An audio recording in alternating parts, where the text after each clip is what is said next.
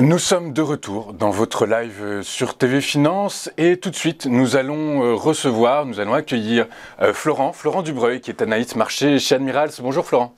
Bonjour Louis-Antoine, bonjour à tous. Bonjour, je vous remercie d'être avec nous ce matin et vous avez choisi de revenir pour nous sur les variations récentes du Brent. Le Brent qui, si l'on regarde bien, est en croissance perpétuelle depuis 5 ans. Est-ce que ça peut continuer, Florent ?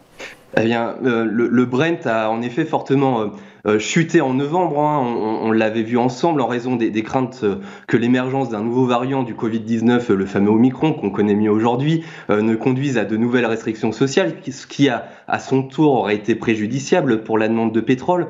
Cependant, dans la mesure où les signes ont continué à être de plus en plus positifs et que la plupart des grandes économies mondiales ne semblent pas envisager de confinement strict comme nous l'avons vu en 2020, eh bien le prix du pétrole a réagi en conséquence. Donc, depuis le début du mois de décembre, alors je reviens pas forcément 5 ans en arrière, mais en tout cas depuis le début du mois de décembre, le cours du Brent a suivi une trajectoire ascendante, clôturant même au-dessus des $80 le baril la semaine dernière et retrouvant ainsi ses niveaux pré-Omicron. Donc, outre la faiblesse du dollar, les prix du pétrole sont actuellement soutenus par l'offre restreinte de l'OPEP+, qui est en retard sur la demande croissante. Il y a également cette offre qui est actuellement inférieure au quota convenu, car certains membres tels que le Nigeria ne produisent pas le volume escompté. Et puis il y a également la Libye qui est membre également de l'OPEP+, qui n'est pas liée par les restrictions de l'offre de l'organisation, qui elle a également vu son offre affectée par la maintenance récente des oléoducs et par la perturbation des champs pétrolifères. Donc avant-hier soir à 22h30, l'American Petroleum Institute a publié les données concernant les stocks de pétrole américains. Les stocks, eh bien, ils ont à nouveau baissé pour la 7e semaine consécutive à 1077 millions de barils, ce qui a provoqué une nouvelle hausse dépassant les $84 hier et même $85 en séance. J'ai mis en valeur sur le graphique les 7 dernières semaines et l'on voit très bien que le manque de barils, alors ce n'est pas la seule cause, mais en tout cas ce manque de barils fait grimper le prix actuellement. Côté technique, il y a une résistance à 86,5 $ que l'on retrouve en 2014, en 2017 et en 2021. Donc c'est une résistance long terme que nous regardons très attentivement sur court terme chez Admirals. Ok, très clair, je vous remercie Florent.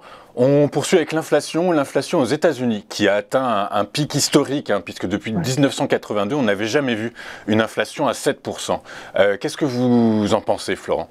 Ouais, ce que j'en pense, c'est que c'est sans doute le thème 2022, Louis-Antoine. L'inflation mondiale est haute, voire très haute. En effet, le record de 82 est tombé. Hier après-midi, c'est le plus haut depuis 82. Hier après-midi à 14h30, le taux d'inflation US de décembre est ressorti à 7%. Vous l'avez dit justement, donc 7% sur un an. Jérôme Powell, il a tenu un discours devant le Sénat américain avant-hier dans le cadre de sa nomination au poste de président de la Fed pour son second mandat. C'est la nomination qui a été faite par le président Biden il y a quelques mois. Qu'est-ce que Powell a dit ? Il a très clairement indiqué, sans grande surprise, qu'il ne voulait plus et qu'il n'y avait plus besoin de politique accommodante et sa priorité en haut de la liste est de retrouver une stabilité des prix. Et puis, d'après lui, cela devrait se produire second semestre 2022. Il a également dit que l'inflation qui est plus structurelle, c'est-à-dire plus longue que prévu, est une menace grave, ce sont ses mots, sur la reprise du marché de l'emploi, d'où la nécessité de remonter les taux en 2022. Alors, il ne donne jamais de date précise dans ce type de discours, mais courant 2022, la Fed va commencer à réduire son bilan énorme de 8 770 milliards de dollars d'obligations en arrêtant de racheter les obligations arrivant à échéance. Donc les investisseurs ont été rassurés dans le fait que Powell ne fasse aucune surenchère par rapport à ses précédents discours et réunions du FOMC notamment. Encore une fois, il joue un rôle d'équilibriste, j'aime bien utiliser ce mot ici parce que c'est le cas, il est totalement dans la lignée de ce qu'il a dit jusqu'à présent.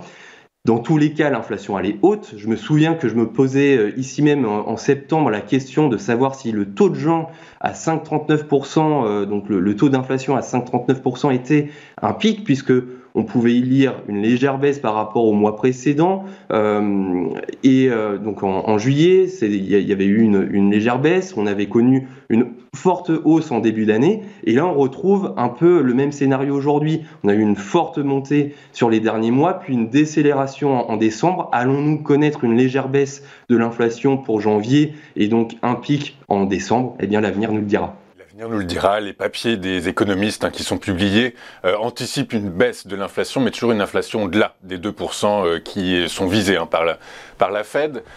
Florent, on va finir avec un conseil, un secret que vous allez nous livrer. Comment passer de trader débutant à trader expert, Florent?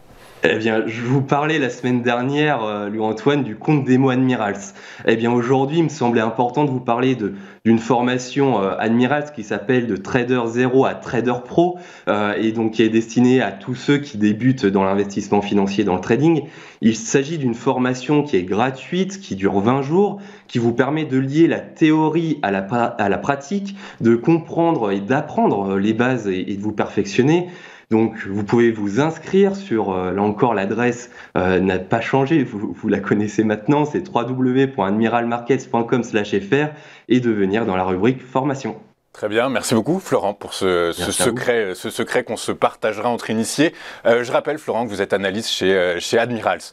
On marque une pause et on se retrouve dans un instant pour la suite de votre édition du live de TV Finance. À tout de suite.